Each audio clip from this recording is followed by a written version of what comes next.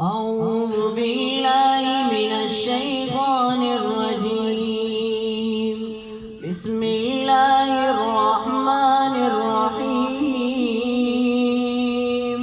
والشمس وضحاها والقمر إذا تلاها والنهار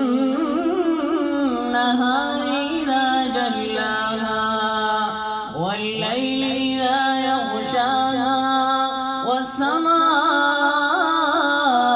وما بناها والأرض وما طحاها ونفس